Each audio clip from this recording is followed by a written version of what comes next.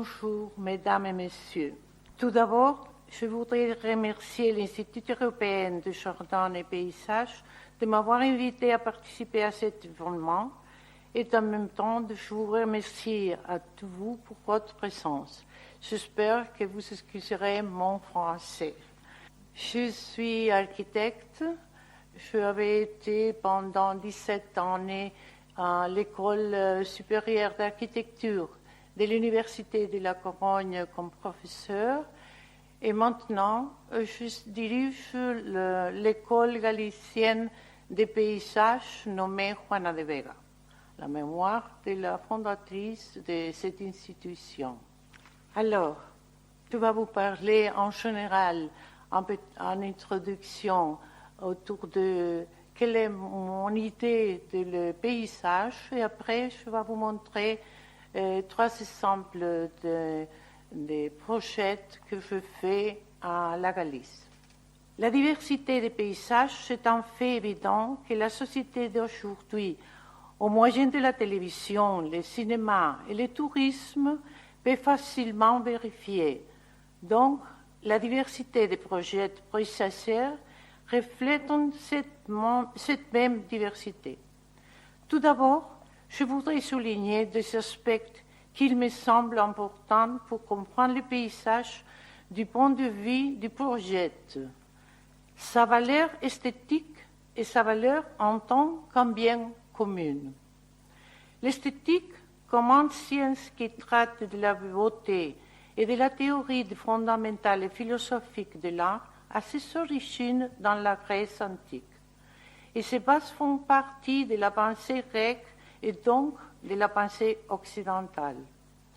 Mais l'esthétique, il ne serait pas définie scientifiquement comme une discipline de la philosophie jusqu'en 1750 par Alexander Baumgarten, quand il a dit que l'esthétique, c'est la science qui traite de la connaissance sensorielle qui atteint l'appréhension du beauté et s'exprime dans les images de l'art.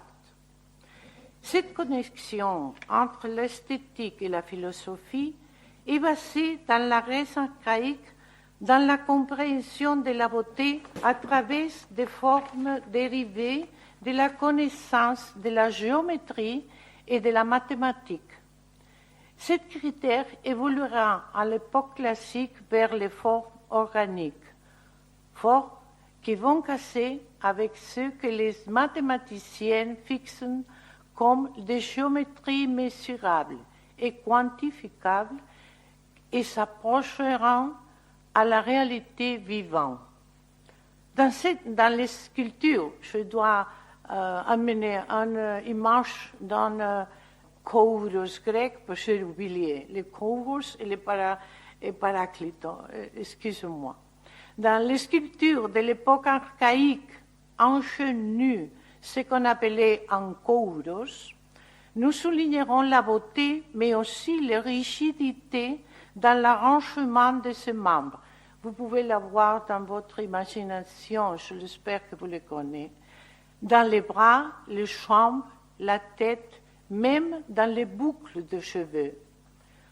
Pourtant, nous pouvons souligner qu'il n'y a pas un sens de mouvement ou d'expression corporelle, seulement le sourire. On est la ligne, la géométrie, la mesure et la proportion qui prédominent de telle sorte qu'elles déterminent leur évident hiératisme. En fait, cette sculpture pourrait être analysée par ses formes géométriques. Plus tard, déjà dans le monde classique, l'hiératisme de la représentation formelle est brisé. Il sera la vie qui va être imprimée dans le marbre de Polycléto. Ici, l'image de Polycléto que j'ai oubliée. Le mouvement exprimé vient à représenter qui est réellement un corps humain plein de vie, mais sans renoncer à la recherche de la perfection des proportions et des formes, à la beauté et finalement à la mesure mathématique et la géométrie en se plongeant dans eux. Mais bien que le mot paysage, il n'existait pas dans le vocabulaire grec classiques, il admirant les formes de nature d'où émanait une géométrie différente de celle qu'il connaissait des mathématiques, la structure d'un arbre, d'une feuille et bien sûr la beauté et la géométrie du corps humain. Ce sera à partir de sa pensée philosophique et de son concept de beauté qu'ils définiront les canons de la beauté qui va évoluer au cours des siècles. Mais ce n'est pas que dans 1330, quand Pétrarque décrit dans un de ses textes l'émotion ressentie de la contemplation du monde ventoux, que la beauté et donc l'esthétique vont s'ouvrir à une nouvelle porte, les paysages. La nature et sa transformation qui constituent les paysages, il sera un nouvel objectif de l'art.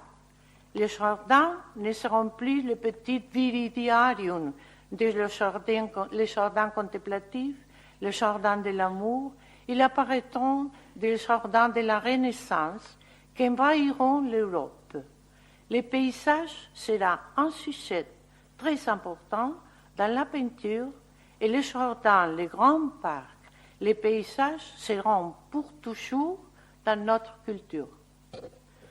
Mais le monde contemporain va introduire une nouvelle vision du paysage. Il sera non plus seulement une place au jardinage, il sera compris aussi comme un bien commun, tel qui a été défini par le professeur Assunto dans 1988, qu'il a dit donc le paysage sera lié au respect et à la conservation de la nature et appartiennent à tout. Quand William Morris, dans 1881, dit au sujet du paysage que « il nous concerne à nous-mêmes, à chacun de nous, veiller et garder la juste organisation du paysage terrestre, chacun avec son esprit et ses mains, dans la mesure où elle lui revient. » Il s'avance à son temps, un temps où les paysages étaient encore considérés avec un sens purement esthétique, donc comme propre des artistes plastiques, bien qu'il est vrai que le monde de cet technicien à l'esprit créateur s'intéressant déjà pour lui. Parmi ceux-ci, il est l'un que nous pourrions considérer comme paradigmatique.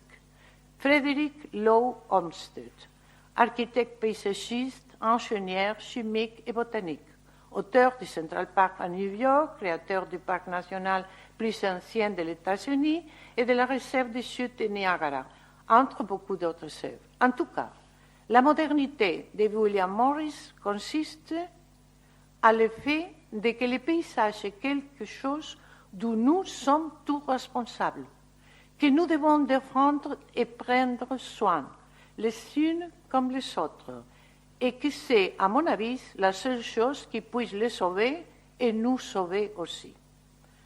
Aujourd'hui, le respect des valeurs écologiques et la recherche de la durabilité dans toutes sortes d'actions, tant dans l'environnement naturel que dans l'agriculture et dans les villes, il est de plus en plus présent dans notre société.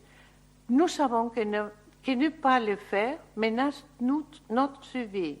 Ceci est quelque chose de bien annoncé. Mais je parierais pour t'éduquer à cette conscience, non pas par peur, mais par le sens de la responsabilité d'avoir à prendre soin de quelque chose qui est à nous, de nous tous, et qui à la réalise est notre principale richesse, d'où je viens. Quand nous parlons de paysages en général, les grands espaces de la nature nous viennent à l'imagination. Les montagnes, les forêts, peut-être aussi les grands espaces urbains, nous nous sentons observateurs de visions qui atteignent l'éloignement, qui sont en dehors de notre constante physique, quelque chose que nous pourrions seulement toucher d'une manière virtuelle.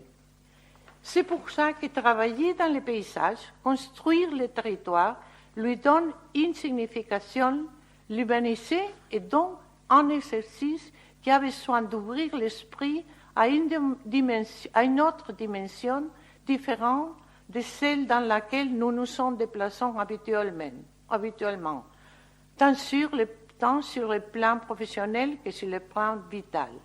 Cependant, travailler dans le paysage exige aussi de la proximité, l'immédiat, le petit, et ce sera là, dans l'espace illimité de la nature, où le petit, les détails, la petite échelle, où nous construirons pièce par pièce la globalité du projet. Parce que qui a vraiment construit les paysages que nous admirons maintenant? Je pense que c'est une évidence qui a été la nature et la société.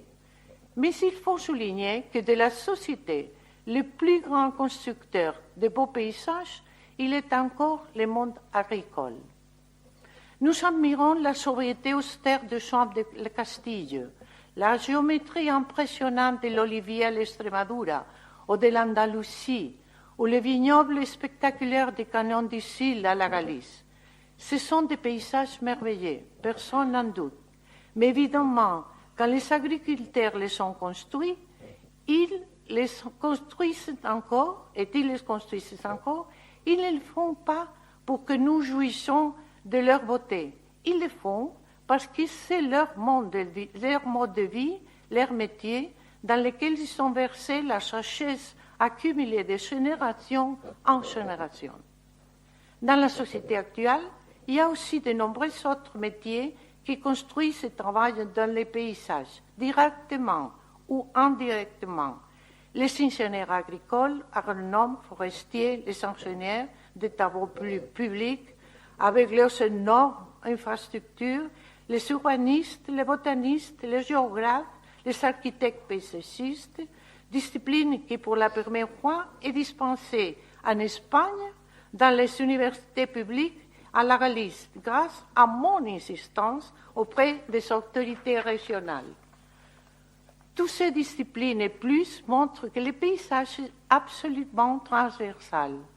N'oublions pas que nous y vivons dans le paysage naturel, dans le paysage rural, dans le paysage urbain. Les critères de recherche de la beauté et du respect pour la nature seront présents dans les œuvres que je vais vous montrer et qui est dans des échelles très différentes. En même temps, je pris en compte l'esprit du lieu, l'histoire et les permanences de l'endroit. C'est pour ça que j'ai essayé l'utilisation de matériels et de formes qui dialoguent avec les nouveaux espaces et sa destination comme usage public. J'espère qu'ils serviront pour les loisirs, la réflexion et la contemplation de la nature, pour mieux connaître la nature, parce qu'on ne peut pas aimer ce qu'on ne connaît pas. En premier lieu, je vais vous montrer dans les projets l'environnement du monastère de Caveiro. Ce projet a reçu le prix européen d'intervention dans le patrimoine d'architecture de 2015 pour des espaces extérieurs. Le monastère est situé dans un lieu mythique de la Galice, les Fragas de Leume. Fraga est comme un bois, un grand bois des arbres atlantiques, considéré comme la forêt tertiaire la mieux conservée de l'Europe pour l'UNESCO. Situé sur un rocher qui s'élève 60 mètres dans la rencontre entre le fleuve Eume et le fleuve Cécine, qui est un petit isla.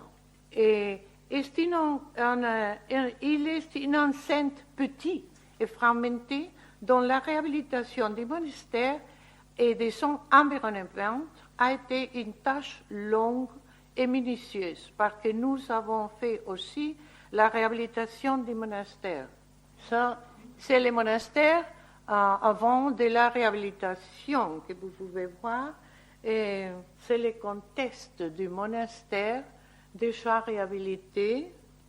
Mais pour y arriver, il faut parcourir les 60 mètres de la route entre la rivière Eume et l'enceinte monacale, toujours en ascendant.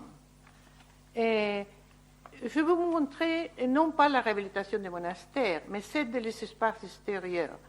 Le chemin de la rivière Eume et celui qui descend à la rivière Cécine, on a trouvé les anciens moulins et les ponts médiévaux. C'est ici, c'est la rivière Eume, le pont que nous n'en remettons pas, qui était là déjà, et le chemin de 60 mètres qui va à l'enceinte du monastère, qui est ce petit édifice là-bas, et ici descendent aussi juste le moulin et le pont médiéval qui connectent avec un ancien chemin de l'espace du monastère et les espaces extérieurs de l'enceinte monacale.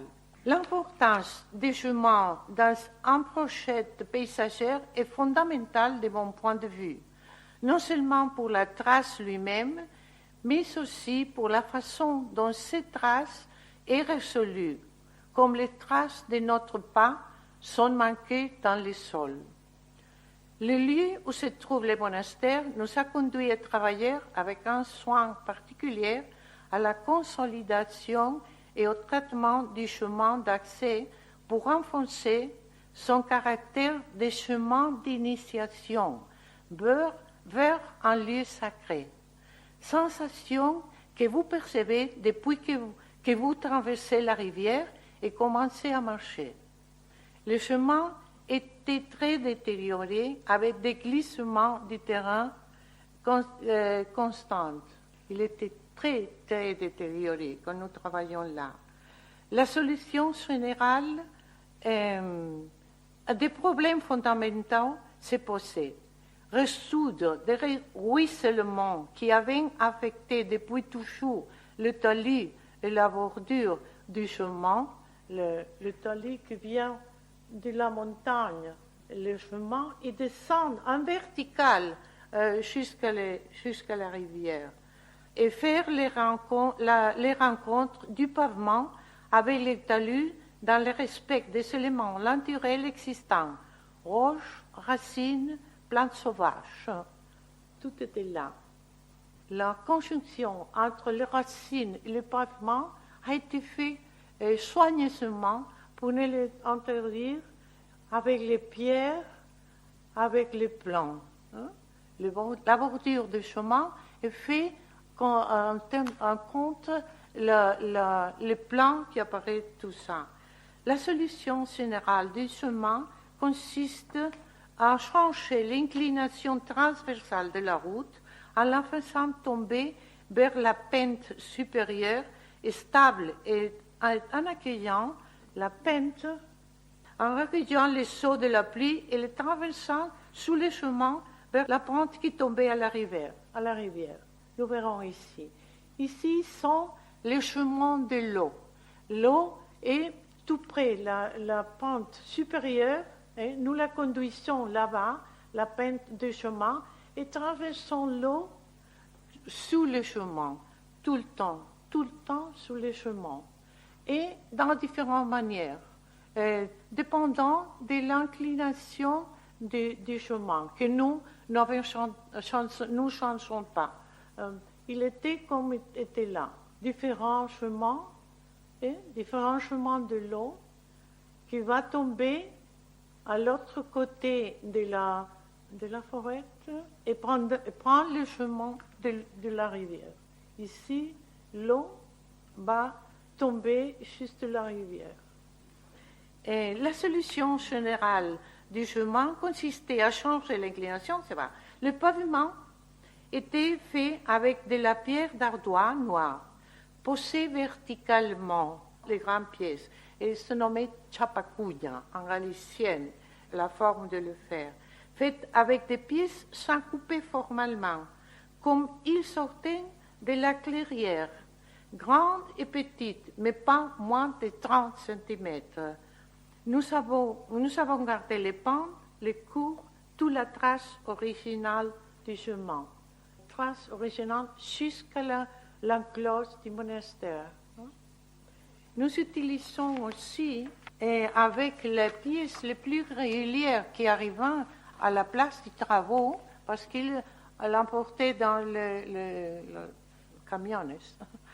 Comme il sortit de l'air, sans former, sans couper, tellement comme ça, mais il apparaît quelquefois des pièces régulières. Et avec les pièces les plus régulières, nous construisons 2 lieux de repos, l'un au début de la route et l'autre en arrivant à l'enceinte monacale. C'est ça, que nous construisons à l'initiation de la route, le pont de la rivière est là, et ça, c'est les bancs formés pour commencer le chemin.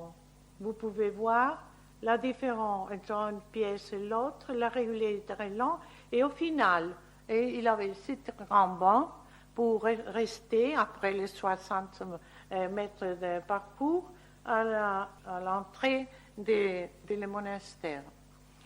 Et cette pavé que nous appliquons à tous les espaces extérieurs, nous les avons introduits aussi dans les bâtiments, liant la forêt et les monastères.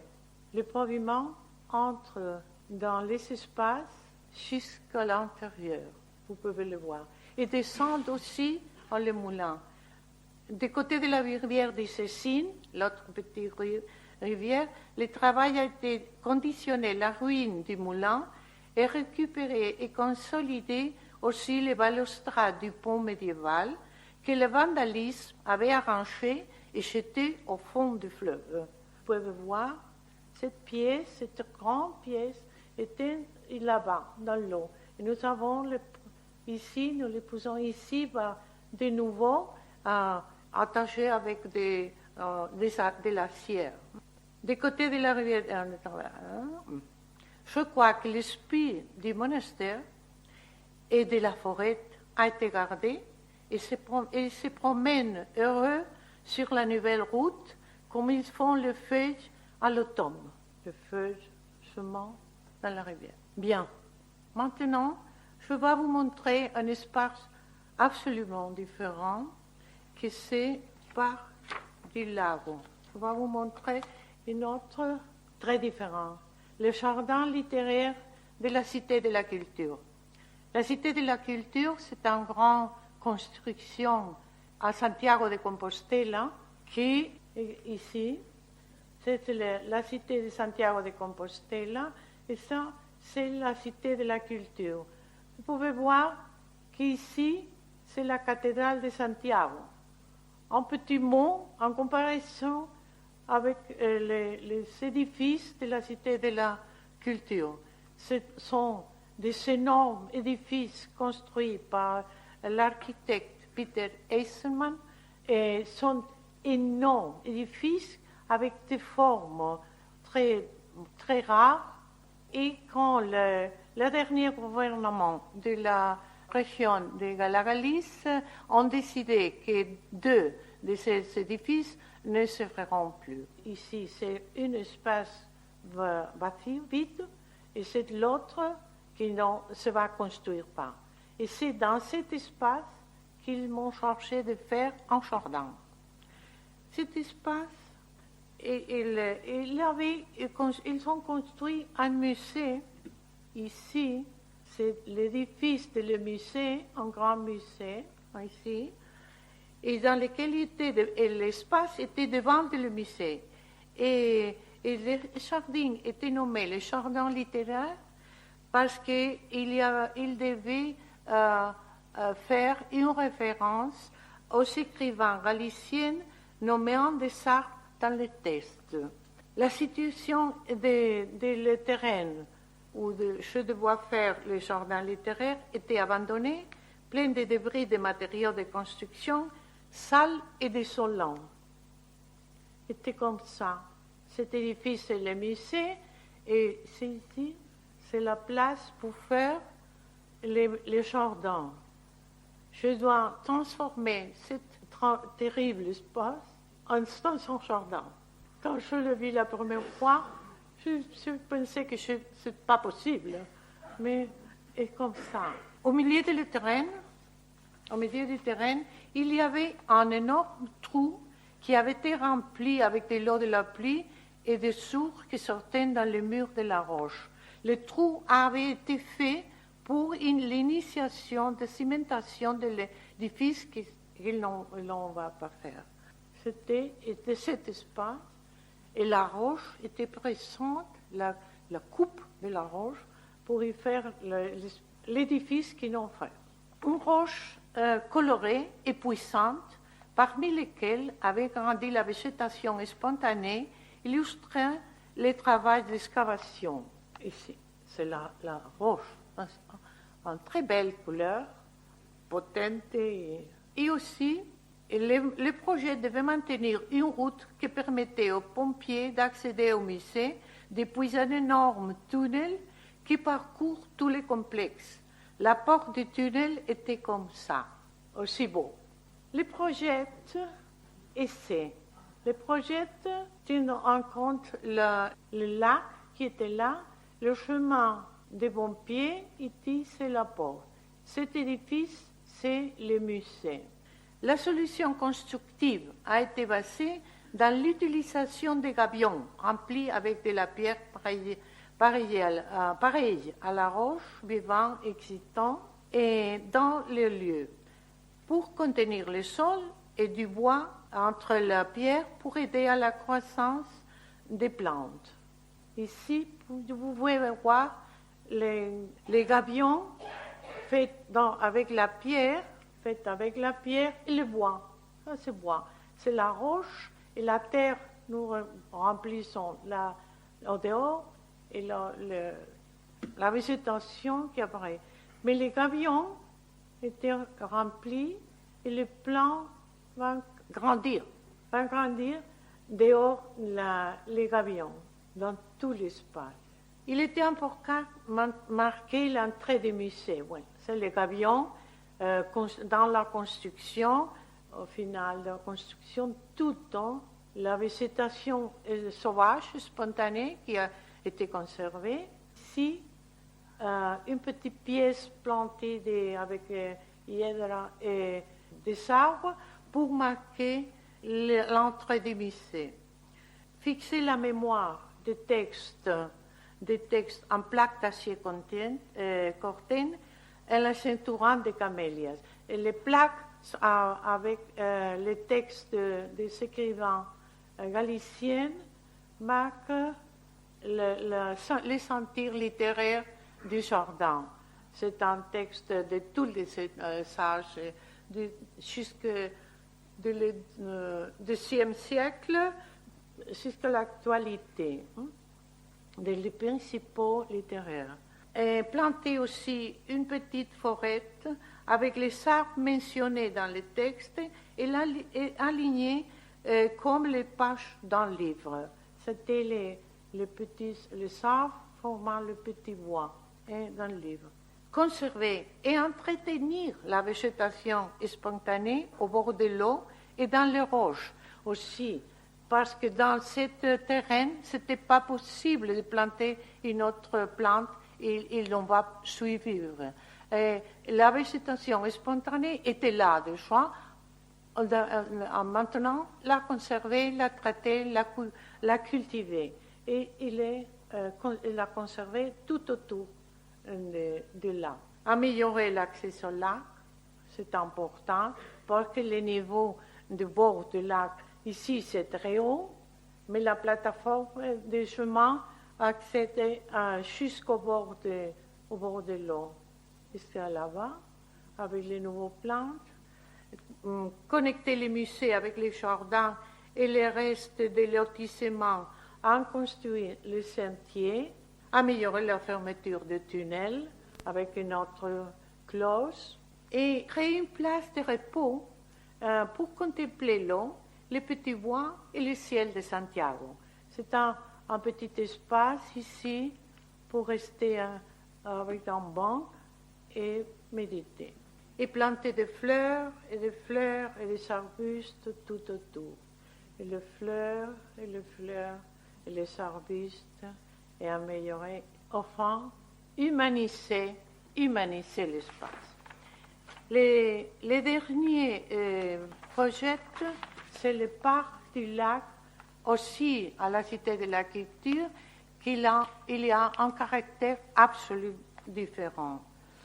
Il était situé au bord, ici c'est la Cité de la Culture que nous avons vu, ici c'est le jardin littéraire, et c'est la place des parcs du lac, c'est là-bas.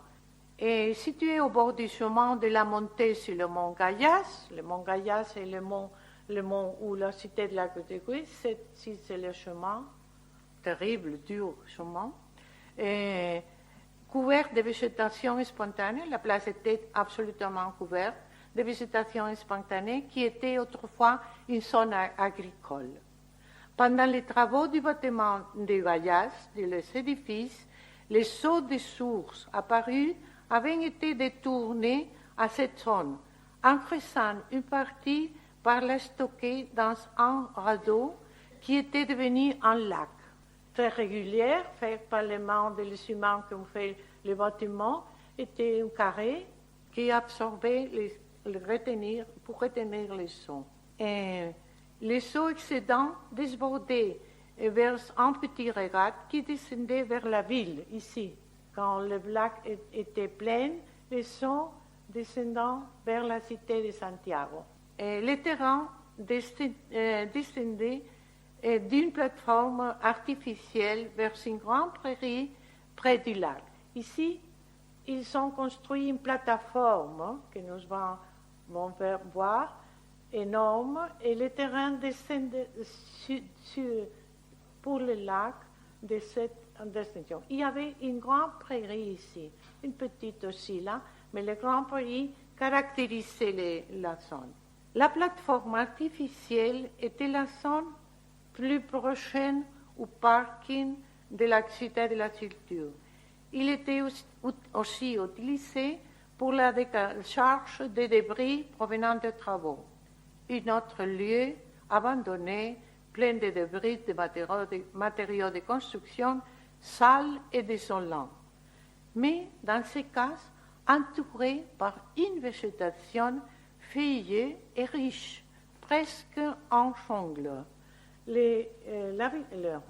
L'état de la plateforme, c'était comme ça, terrible et désolé. Mais la végétation qui l'entourait, c'est la première travaux, était fantastique.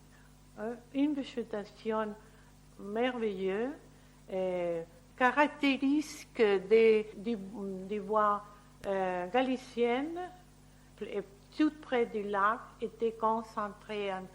Ici et ça, dans l'hiver, vous pouvez voir comme le lac débordé par cette pointe, une horrible, terrible manière de le faire, et comme tout le centre est du bois de feuilles caducas.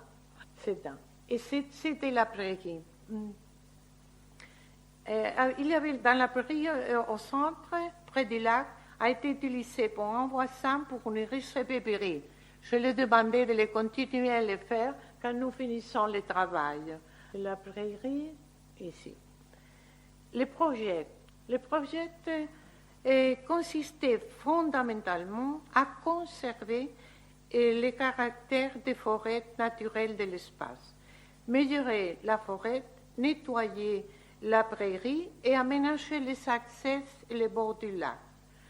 Quand nous nous sommes mis à nettoyer les broussailles et la ramure, qui a été la partie principale du travail, nous avons trouvé des restes de murs et d'une route reliant les anciens quartiers de Viso et Gayas. Viso, c'était ce quartier de Santiago, et les Gayas étaient ici. Et nous trouvons un chemin ancien que la route qui ascend à Monte Gayas a coupé. Mais nous la trouvons et trouvons les murs. Au bord de la prairie, nous trouvons de nombreuses sources qui jaillissent, probablement las fontillas, petites fontaines en galicienne qui donnaient un nom au quartier de Santiago le plus proche, qui est nommé Fontillas. Nettoyer le bois en conservant les meilleurs arbres et en conservant les fougères, les mousses et les petits plants, les actions principales ont été aménager la connexion avec la ville de la Cité de la Culture en ouvrant 3 accès au nouveau parc, depuis la rue d'accès au Gaillard. Les 3 accès, un sera une autre accès ici et le dernier d'ici. Nous avions ici. Et c'est un couple de projets pour voir comment descendre de la plateforme, descendre près du lac, hein, tout en descendant du lac, ici. Ici, la forêt. Ici, l'accès plus près de la Cité de la Culture que nous plantons avec des chênes. C'est l'unique plante que nous utilisons. C'est une fleur que je vais montrer après. Et ici, cet accès devient à l'espace qui était la plateforme. Hein? Et c'est là. Et nous nettoyer seulement, soigner seulement, ouvrir à nouveau la route de Visso au Gaillasse, conservant les restes du mur qui sont apparus. Voilà, c'est la plateforme nouveau. Et le caractère des prairies de maintenir est très important. Et la prairie petite qui a auprès. Ici, c'est la trace des chemins de Visso, des quartiers de Visso que nous trouvons, avec des murs au bord, des murs contenant, et que les arbres ont grandi à son côté. Maintenir ce chemin, maintenir le mur, les pierres de le mur, pas le mur, le reste du mur. Couper les branches qui étaient détériorées, les couper, utiliser les pierres qui apparaissent pour contenir la terre à la place qui était nécessaire et restaurer le chemin. Le chemin est de nouveau le chemin qui vit. C'est le chemin. Nous pour contenir une partie qui était dangereuse pour l'auteur du bord du lac, avec le bois que nous coupons, nous faisons cette cloche pour, avant de finir les travaux, la nature a couvert déjà la part qui était de la vraie. Et construire des escaliers pour accéder rapidement, aussi avec des rampes, vous pouvez descendre à la prairie et au lac. Ici, la prairie avec merveilleux arbres au milieu, la limpiarla, le chemin d'accès au lac, les escaliers, les nouveaux chemins descendent au bord du lac. Le bord du lac qui était au niveau du terrain, nous construisons une plateforme de bois pour rester, pour méditer, pour contempler le lac. Ici, c'est là. Vous pouvez l'enfant comme l'utilise pour rester. Pour construire les plateformes, nous respectons un chêne qui était là pour qu'il peut grandir pour beaucoup de temps. Et seulement, c'est l'unique fleur que je plantais, c'était les nénuphars, qui ont ont grandi parfaitement dans le lac. C'était le chemin qui ascend, le champ qu'il utilise, qui médite, et le lac avec la plateforme de bois, et la prairie aussi. Du lac, il continue le premier accès qui est près de la cité, c'est le lac. La vie a retourné au lac comme une vie naturelle, vraiment fantastique. Mais dans le chemin qui connecte la plateforme à la route d'Arcassan-le-Gaillasse, ici, je trouvais c'est fantastique.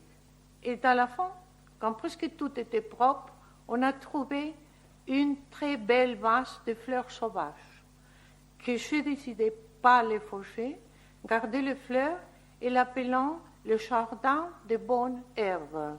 J'ai placé un texte qui dit comme ça.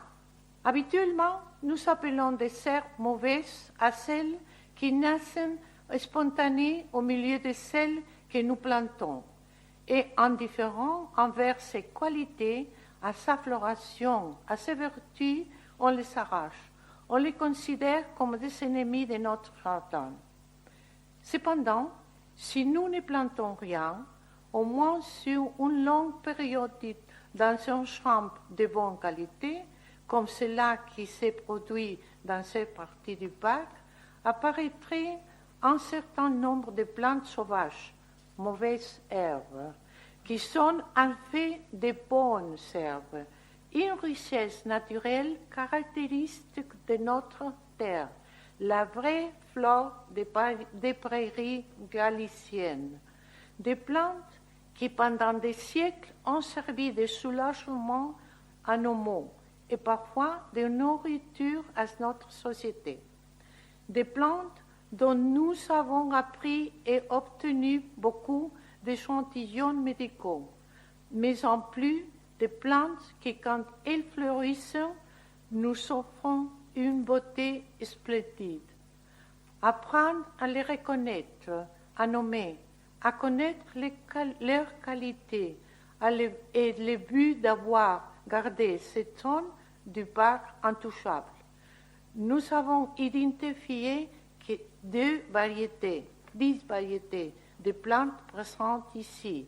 Donc, nous encourageons les visiteurs en observant et en photographiant celles qui n'apparaissaient pas dans ces groupes nommés, envoyer cette information sur le web de la Cité de la Culture pour pouvoir les incorporer dans le catalogue spécifique de ce magnifique jardin de bonnes herbes et nous aider à mieux connaître notre richesse naturelle. Merci beaucoup.